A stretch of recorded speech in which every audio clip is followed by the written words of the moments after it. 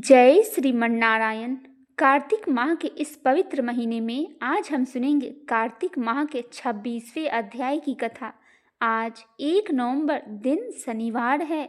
आज कार्तिक माह के शुक्ल पक्ष की 10वीं तिथि 9:12 तक रहेगा। उसके बाद एकादशी तिथि की शुरुआत हो जाएगी। यह एकादशी देव उठनी एकादशी या देव प्रबोधनी एकादशी के नाम से जानी जाती है। यह एकादशी गृहस्थों के लिए किए जाने वाली सबसे उत्तम एकादशी व्रत है। आप सभी भक्तजनों को देव उठनी एकादशी की ढेरों शुभकामनाएं। भगवान लक्ष्मी नारायण आप सभी भक्तजनों पर सदैव अपनी कृपा दृष्टि बनाए रखे। आइए भक्तजनों, सबसे पहले सुनते हैं एकादशी व्रत की कथा। एक समय की बात है, सतयुग में पाप नामक असुर का अत्याचार पूरे ब्रह्मांड में फैल गया था। वह इतना बलशाली था कि देवता, ऋषि, गंधर्व, मनुष्य कोई भी उससे बच नहीं सकता था। उसका उद्देश्य था कि धरती से धर्म, सत्य और भक्ति को समाप्त कर दे। उसके आतंक से पृथ्वी, देवी देवता और ऋषि मुनि सब भयभीत होकर भगवान विष्णु के शरण में गए और वे बोले, हे जगन्नाथ, हे करुणामय विष्णु, संसार में अधर्म बढ़ गया है, पाप का प्रभाव सर्वत्र हो गया है। अब आप ही हमें इसे संकट से मुक्ति दिलाइए। फिर भगवान विष्णु मुस्कुराए और बोले, देवगण, आप चिंता न करें, मेरे ही तेज से उत्पन्न एक दिव्य शक्ति इस पाप को नाश करेगी। यह शक्ति एकादशी नाम से प्रसिद्ध होगी। जो मनुष्य इस दिन व्रत करेगा वह पाप मुक्त होगा और मेरे धाम को प्राप्त करेगा। यह कहकर भगवान विष्णु ने अपनी योग माया से एक सुंदर तेजस्वी कन्या उत्पन्न की। उस कन्या के मुख से दिव्य ज्योति निकल रही थी। उसका नाम भगवान ने एकादशी रखा। जैसे ही एकादशी प्रकट हुई, उसकी दिव्य आभा से चारों दिशाएं प्रकाशमान हो गई। वह कन्या सीधे उस पाप नामक असुर के पास पहुंची और बोली, अरे अधर्मी, अब तेरा अंत आ गया है। अब तू इस संसार को और नहीं सताएगा। यह कहकर उसने अपने तेज से उस असुर का नाश कर दिया। उस दिन चंद्रमास के कृष्ण पक्ष की एकादशी तिथि थी। जिस दिन पाप का अंत हुआ वह एकादशी तिथि कहलाने लगा। फिर भगवान विष्णु ने कहा, हे देवगण, यह तिथि मेरे लिए अत्यंत प्रिय है। जो मनुष्य श्रद्धा से इस दिन उपवास रखेगा वह मेरे परम धाम को प्राप्त करेगा। यह व्रत हजारों यज्ञों के समान फलदायक है। उस दिन से एकादशी व्रत की परंपरा प्रारंभ हुई। आइए भक्तजनों, एक और अन्य कथा सुनते हैं, भक्त और भगवान की कथा। एक बार द्वारिका में राजा अमरसेन नामक एक धर्मात्मा राजा राज्य करते थे। उनकी प्रजा सुखी थी। राज्य में चारों ओर हरियाली और समृद्धि थी।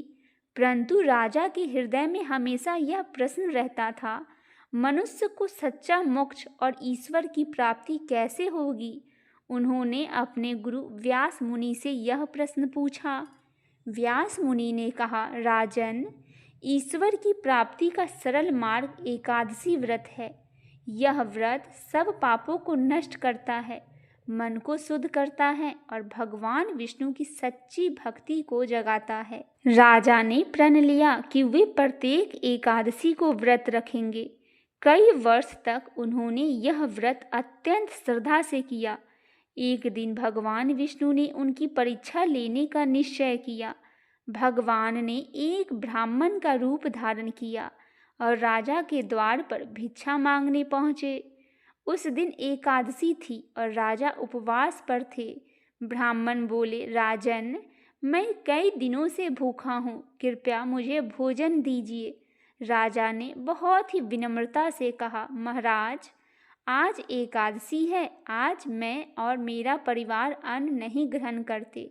कल द्वादशी के दिन मैं आपको उत्तम भोजन अवश्य दूंगा। परंतु ब्राह्मण बोला, यदि आज मुझे भोजन नहीं मिला तो मैं भूख से मर जाऊंगा, क्या तुम धर्म के नाम पर मुझे मार दोगे?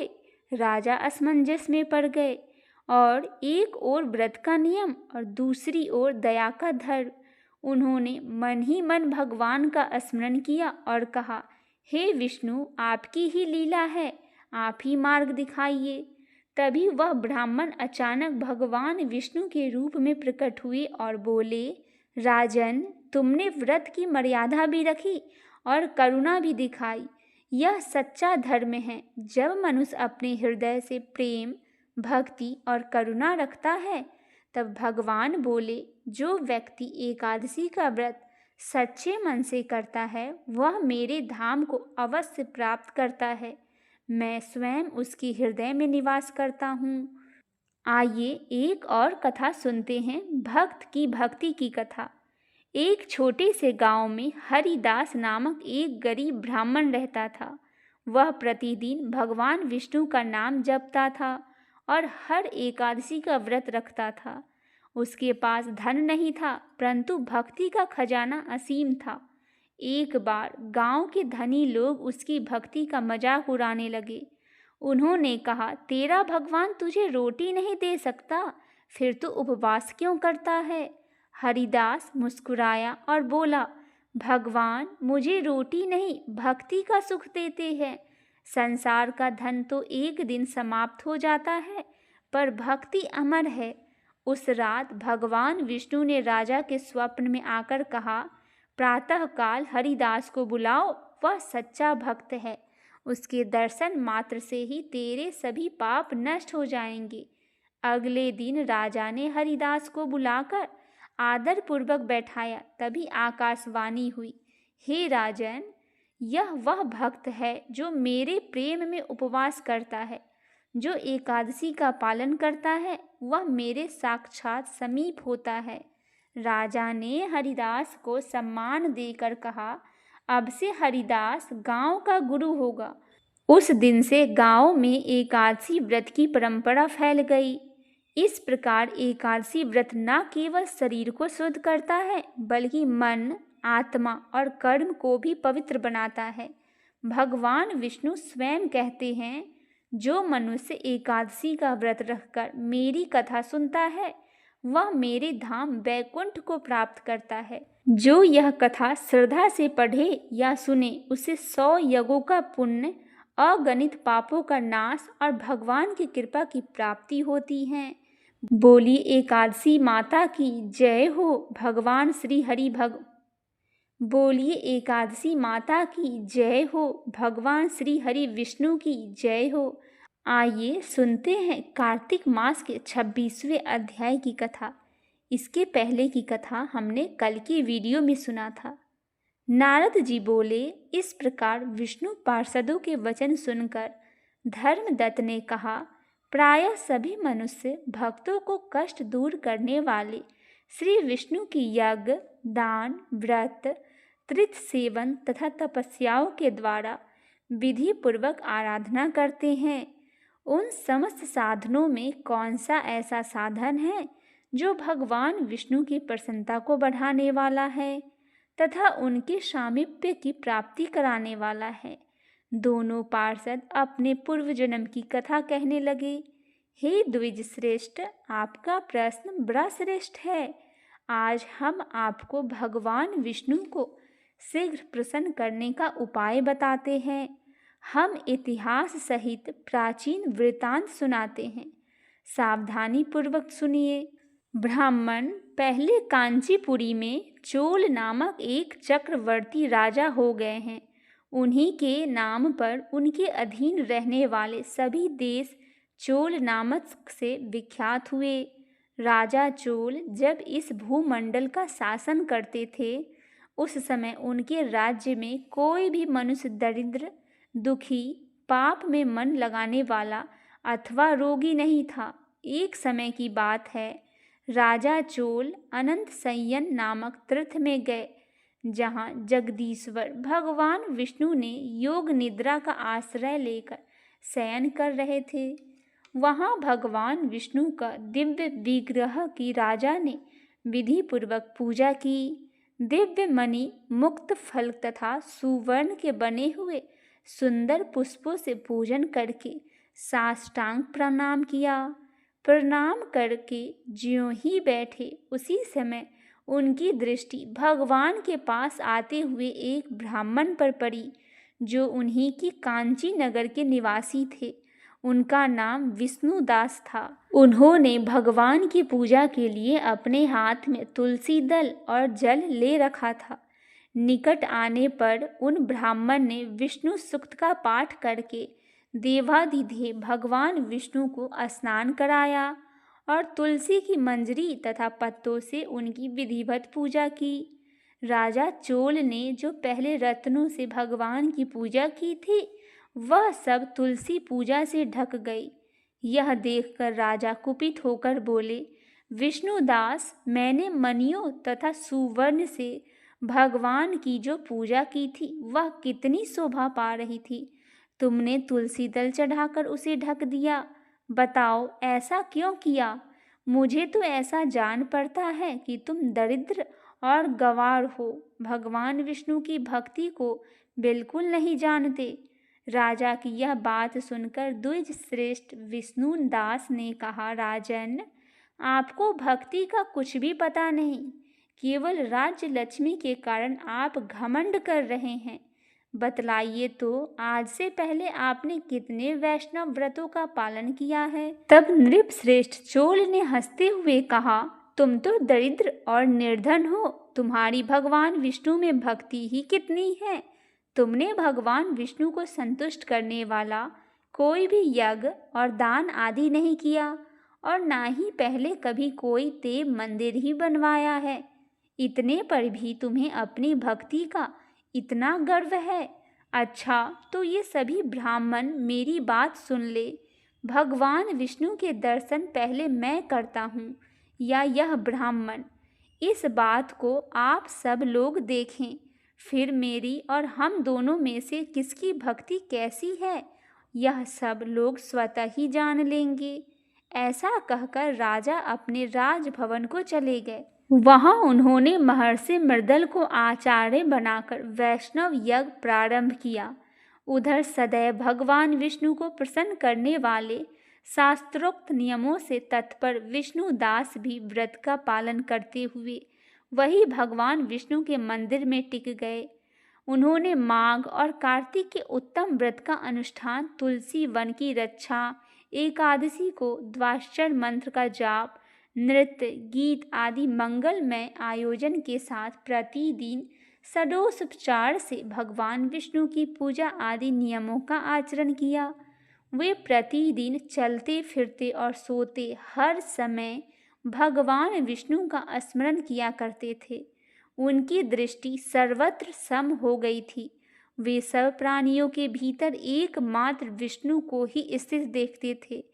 इस प्रकार राजा चोल और विष्णुदास दोनों ही भगवान लक्ष्मीपति की आराधना में संलग्न थे। दोनों ही अपने अपने व्रतों में स्थित रहते थे और दोनों की ही संपूर्ण इंद्रियां तथा समस्त कर्म भगवान विष्णु को समर्पित हो चुके थे। इस अवस्था में उन दोनों ने दीर्घकाल व्यतीत किया। इस प्रकार यह अध्याय यहीं पे समाप्त होती है। इसके आगे की कथा कल के वीडियो में हम कार्तिक माह के 27वें अध्याय में सुनेंगे। आइए भक्तजनों, अब हम सुनते हैं तुलसी चालीसा। तुलसी चालीसा माता तुलसी को समर्पित पुराणों में वर्णित है कि देवी वृंदा ही तुलसी के रूप में प्रकट हुई थी और भगवान विष्णु को देवी लक्ष्मी के समान ही प्रिय हैं। जो व्यक्ति नियमित तुलसी के पौधे के समक्ष तुलसी चालीसा का पाठ करता है और विशेष रूप से देव उठनी एकादशी, कार्तिक मास और कार्तिक पूर्णिमा पर तुलसी चालीसा का पाठ करता है, उसके पाप क्षय हो जाते हैं और वह भगवान विष्णु का हर प्रकार से प्रिय और उत्तम लोक को प्राप्त हो जाते हैं। आइए शुरू करते हैं तुलसी चालीसा। जय श्री तुलसी महारानी, करु विनय सिर नाए, जो मम हो संकट विकट, दीजे माता नसाए। नमो नमो जय तुलसी महारानी, महिमा अमित न जाए बखानी, दियो विष्णु तुमको सन्माना, जग में छायो सुयस महाना। विष्णु प्रियाय जय जयति भवानी, तीहो लोक की हो सुख खानी। भगवत पूजा कर जो कोई, बिना तुम्हारे सफल न होई। जिन घर तो नहीं होए निवासा, उस पर कर ही विष्णु नहीं बासा। करे सदा जो तब नित्य सुमिरन, ते ही काज होए सब पूरन। कार्तिक मास महात्म्य तुम्हारा, ताको जानत सब संसारा। तब पूजन जो करे कुवारी, पावे सुंदर सुकुमारी। कर जो पूजन नित प्रति नारी, सुख संपत्ति से होए सुखारी। वृद्धा नारी करे जो पूजन, मिले भक्ति होए पुलकित मन। श्रद्धा से जो पूजे कोई, भवनिधि से तर जावे सोई।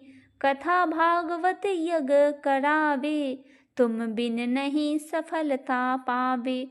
छायो तब प्रताप जग भारी, ध्यावत तुम ही सकल चित्तखारी। तुम ही मात यंत्रन तंत्रन में, सकल काज सीधी होए क्षण में। औषधि रूप आप हो माता, सब जग में तब यश विख्याता। देव ऋषि मुनि ओ तपधारी, करत सदा तब जय जयकारी। वेद पुराणन तब यश गाया, महिमा अगम पार नहीं पाया। नमो नमो जय सुख करनी, नमो नमो जय दुख निवारनी। नमो नमो जय सुख संपत्ति देनी, नमो नमो जय अघ काटन छेनी। नमो नमो भक्तन दुख हरनी, नमो नमो जय दुष्टन मंद छेनी।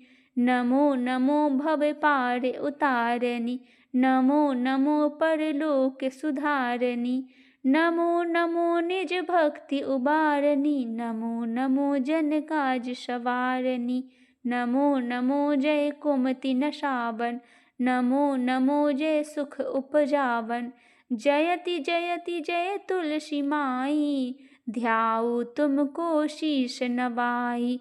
निज जन जानी मोहि अपनाओ, बिगड़े कारज आप बनाओ। करो विनती मैं मात तुम्हारी, पूरन आस करहु हमारी। शरण चरण कर जोरी मनाऊं, निस दिन तेरे ही गुण गाऊं। करहु मात यह अब मोह पर दया, निर्मल होए सकल मम काया। मांगहु माता यह बर दीजे, सकल मनोरथ पूरन कीजे।